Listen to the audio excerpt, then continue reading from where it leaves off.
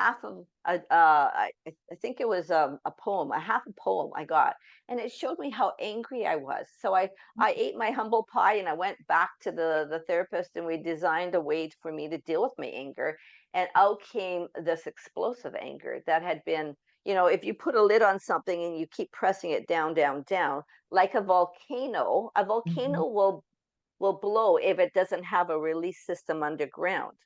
And I didn't have a release system. So I was like that volcano and everything came up and out and spewing in a safe way that we had designed.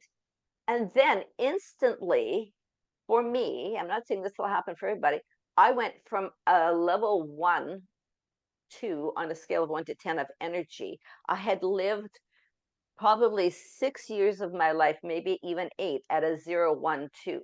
That's all the energy I had. When I was bedridden, I was a 0. All right. So a 2 felt like